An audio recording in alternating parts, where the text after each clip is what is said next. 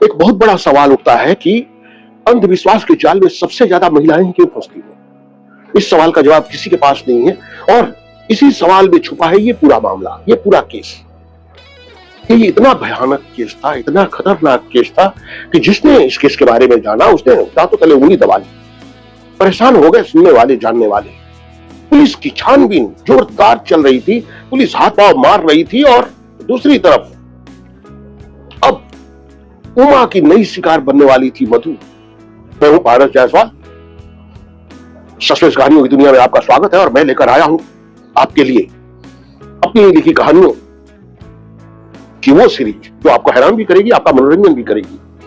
कहानी का टाइटल है मायावी मौत, जिसका ये तीसरा एपिसोड है। अगर आपने पहला और दूसरा एपिसोड नहीं देखा तो दोनों एपिसोड जरूर देखिए। आई बटन पे क्लिक कीजिए, पहले वो एपिसोड देख लीजिए, फिर ये एपिसोड देखिए तो आपको कहानी का पूरा मजा आएगा। और अगर आपने देख लिया है तो शुरू करते हैं आज की कहानी। तो एक तरफ मधु नाम की महिला उमा की अगली शिकार बनने वाली थी। वो तो अपने ही दुख में दुखी थी और उसके दुख के निवारण का कोई रास्ता मिला था। कितनी बड़ी जालसाजी थी। और ये औरत उमा कितनी बड़ी साथी थी कि उसने मधु को यकीन दिला दिया था और मधु के सामने कोई रास्ता नहीं था। एक रास्ता मिला था उमा के रूप में। कैसे वो मना करती और कैसे अपने घर वालों को बताती। उसने भी वही किया जिससे पहले मंजू ने किया था। घर में नींद की गोलियां मौजूद थी। उसने खाने में नींद की गोलियां मिलाई, अपने सास ससुर और पति तीनों को खाने में नींद की गोलियां मिलाकर देती। वो सो गए और उसके बाद वो सजने लगी। वापस वैसे ही दुल्हन बनी। वही शादी का जोड़ा फिर से पहना जो उसने शादी के दिन पहना था। सारे जेवर निकाला, फिर से सारे जेवर पहनी और सारा जेवर पहनकर वो तैयार हुई। बिल्कुल दुल्हन की तरह सजकर तैयार हुई थी। ठीक मंजू की ही तरह वो भी घर से निकली। चलते हुए जो अनुष्ठान की जगह उमा ने बताई थी उस जगह पे पहुंची। वहां सामने पहुंची। उमा ने कुछ मंत्र रट लिए थे। वो मंत्र पढ़ रही थी। ओम एं ह्रीं क्लीं चामुंडाय विच्चे, ओम एं ह्रीं क्लीं चामुंडाय विच्चे। मधु देखकर हिटक कर रुक गई और उसने तुरंत पानी उठाया और वही पवित्री का मंत्र पढ़ते हुए सामने बैठने का इशारा किया। और उसके बाद बोली कि आज तुम्हें स्वर्ग के आनंद का अनुभव होगा। आज तुम्हें पता लगेगा कि स्वर्ग की अनुभूति क्या होती है, आनंद की अनुभूति क्या होती है। आज उस आनंद से गुजरोगी तुम और उसके बाद तुम्हारे जीवन की सारी बाधाएं दूर हो जाएगी। आज से तुम्हारा जीवन खुशहाल हो जाएगा। आंखें बंद करो और माता रानी का मंत्र पढ़ना शुरू करो, जो भी मंत्र तुम्हें आता हो। और मधु आंखें बंद करके मंत्र पढ़ना शुरू करती है। उमा वहीं रखा हुआ चौपर उठाती है और एक झटके में उसका सर धड़ से अलग कर देती है। उसके बाद उठकर खड़ी होती है, देखती है कि वहां सारे जेवर उसके सामने हैं। तो जल्दी जल्दी उसके सारे जेवर निकालती है। जेवर निकाल रही है, अपने बैग में रख रही है, सारी तैयारियां कर रही है। रात का अंधेरा, दूर दूर तक देखने वाला कोई नहीं। और दूसरे दिन पुलिस को भी लाश मिलती है, एक नई लाश। पुलिस इस खबर से ही बौखला उठती है। जाकर उस लाश को बरामद करती है। ठीक उसी तरह उसका भी सर काटा गया है, सर धड़ से अलग पड़ा है। वो भी दुल्हन की तरह सजी हुई है, लाल जोड़े में। अब पता नहीं ये किस महिला की लाश है। आसपास पता लगाने की कोशिश की जाती है। काफी कोशिशों के बाद आखिर पुलिस मधु के घर वालों के बारे में पता लगाने में कामयाब हो जाती है। मधु के घर वाले आकर लाश की शिनाख्त करते हैं और वो भी वही बयान देते हैं जो लल्लन और उसके परिवार वालों ने, उसकी मां ने दिया था कि न जाने कैसे नींद आ गई। और ये सब कुछ पुलिस अपना सर पकड़ के रह जाती है। हर केस में यही हो रहा है। क्या आगे भी कोई और केस होने वाला है? मीडिया में इस खबर को जोर शोर से उठाया जा रहा है कि आखिर ये मामला क्या है। महिलाओं का सर काटकर हत्या कौन कर रहा है? क्या ये लूट है या लूट दिखाने की कोशिश की जा रही है? हत्या का मकसद कुछ और है। तो तमाम तरह के सवाल उठ रहे हैं। इन सवालों का जवाब देने के लिए पुलिस के पास कुछ भी नहीं है। और दरभंगा और समस्तीपुर से उस केस की पूरी फाइलें आ जाती है, जिसमें दरभंगा के एक बड़े मंदिर के कुछ फुटेज भी है। ये वो बड़ा मंदिर है जहां असल में सीसीटीवी लगे हुए हैं, सीसीटीवी कैमराज लगे हुए हैं। अब एसपी, इंस्पेक्टर और दूसरे पुलिस की टीम, सारे लोग वहां बैठते हैं और फुटेज देखना शुरू करते हैं। जिस महिला की वहां पर मौत हुई थी, उस महिला के फुटेज देख रहे हैं। वो मंदिर में आ रही है, प्रसाद ले रही है और फूल खरीद रही है। फूल खरीदने के बाद वो अंदर जाती है और यहां इंस्पेक्टर देखकर चौंकता है कि ये फूल बेचने वाली महिला जो बैठी हुई है, ये महिला तो उस मंदिर में भी थी जहां से मंजू गायब हुई थी, जिस मंदिर में मंजू जाती थी। तो जो दरभंगा में थी वो यहां पर है, इस मंदिर में फूल बेचती है। अब एसपी को लगता है कि जरूर इस औरत का कहीं ना कहीं हाथ है, पता करो ये कौन है, कहां रहने वाली है। अब पुलिस उसका पता लगाना शुरू करती है कि वो महिला कौन है। मंदिर में आसपास पूछा जाता है। वहीं एक दूसरी फूल बेचने वाली महिला बताती है कि वो पहले यहाँ फूल बेचती थी और उसके फूल बचे रह जाते थे, तो अब दूसरे मंदिर में जाकर फूल बेच रही है। अब पुलिस गुप्त रूप से अपने 3 महिला सब इंस्पेक्टर्स को तैयार करती है, एकदम घरेलू औरत बना के, और वहां अलग अलग मंदिरों में भेजती है।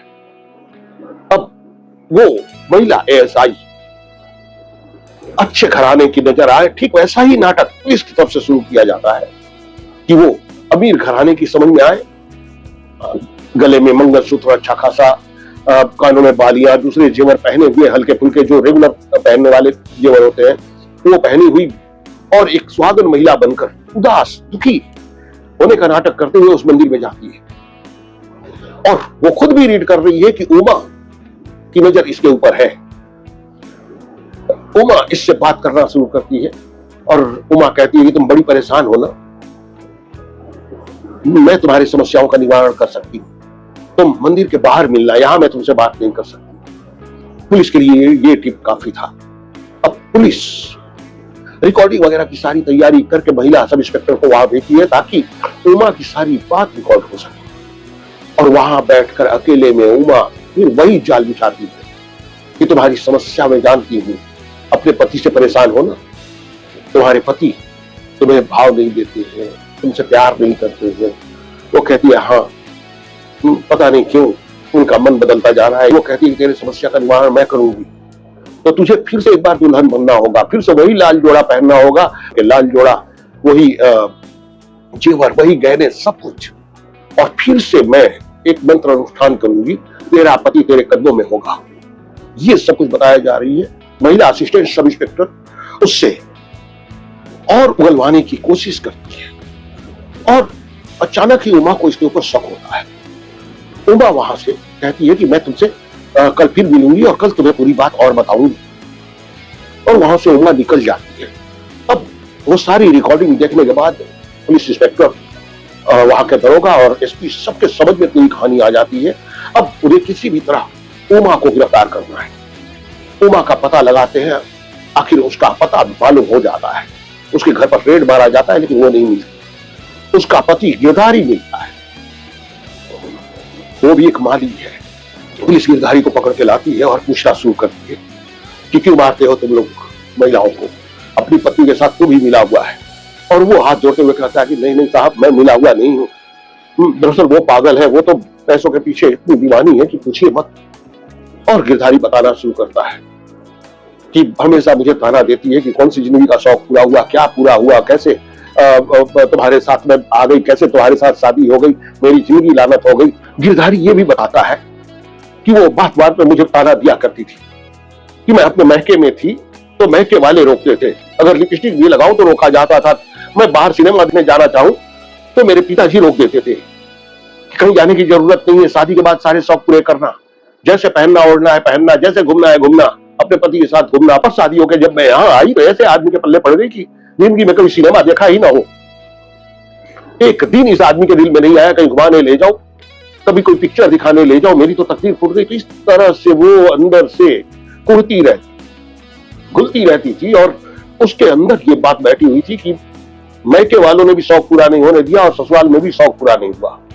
उसी शौक को पूरा करने के लिए ये सब कुछ कर रही है कि वो इतनी वायलेंट हो चुकी है कि मैं सोच भी नहीं सकता था कि वो मर्डर जैसा काम कर रही है। अब पुलिस गिरधारी से पूछती है कि भाई वो सारे जेवर जो 5 औरतों को मारकर उसने लूटे हैं, वो जेवर कहाँ है? गिरधारी बताता है कि वो शायद अपने बॉक्स में रखे होंगे। अब गिरधारी उन्हें लेकर सीधे फिर से घर पहुंचता है। पुलिस की गाड़ी रुकती है, पुलिस वाले उतरते हैं और देखते हैं कि उसी वक्त एक बैग उमा निकलती है। उमा को पता लग चुका था कि पुलिस आई थी और वो समझ गई थी कि अब पुलिस उसे गिरफ्तार कर लेगी। अब वो बैग लेकर भाग रही है, पुलिस वाले चारों तरफ से घेर लेते हैं, उसे रोकने की कोशिश करते हैं और वो इतनी वायलेंट हो चुकी है, कहती है नहीं ये जेवर मेरे हैं, मैं पहनूंगी, ये जेवर मैंने हासिल किए हैं, इसे मुझे ये जेवर मेरे पहनने के लिए है, मैं इसे पहनूंगी, कोई मुझसे वापस नहीं ले सकता, कोई छीन नहीं सकता, ये मेरे हैं। क्या मेरी तकदीर में नहीं है कि मैं भी जेवर पहनूं? क्या मेरी तकदीर में नहीं है कि मैं भी सज धज करूं? हाँ, अब मैं भी सजूंगी, ये सारे जेवर पहनूंगी। अजीब पागलपन है उसके अंदर। और पुलिस वाले उसे रोकने की जब कोशिश करते हैं तो वही चॉपर निकाल लेती है बैग में से, वो चॉपर लेकर घुमाना शुरू कर देती है। अब पुलिस वालों को वो चॉपर ना लग जाए इसलिए मजबूरन पुलिस को गोली चलानी पड़ती है और पुलिस की गोली से उमा नाम की वो महिला मारी जाती है। उमा मारी जाती है, लेकिन सारी कहानी पुलिस के सामने खुल चुकी है। हाँ, दूसरे दिन अखबारों में ये सारी कहानी छपती है कि जो भी महिलाएं दुखी होती थी, परेशान होती थी, उन्हें ही वो अपना टारगेट बनाती थी। उन समस्याओं का निवारण करने के नाम पर उन्हें दुल्हन बनकर मिलने के लिए बुलाती थी ताकि वो सारे जेवर पहन कर आए। उसकी नजर जेवर पर थी। अंदर से वो साइकिक हो चुकी थी, जिसकी वजह से उसने इतना बड़ा कदम उठाया और एक दो नहीं बल्कि 5 महिलाओं का कत्ल किया। दरभंगा में उसका मायका था। वो मायके गई तो मायके में मंदिर में आने वाली औरतों को मोहरा बनाया, 2 कत्ल किए। बाद में समस्तीपुर में एक को मारा और 2 महिलाओं को उसने बेगूसराय में कत्ल किया। तो ये थी आज की कहानी। आज की ये कहानी आपको कैसी लगी कमेंट करके जरूर बताइएगा। कहानी अच्छी लगी हो तो लाइक भी कीजिए, सब्सक्राइब कीजिए, शेयर कीजिए। तो मिलते हैं अगली कहानी में।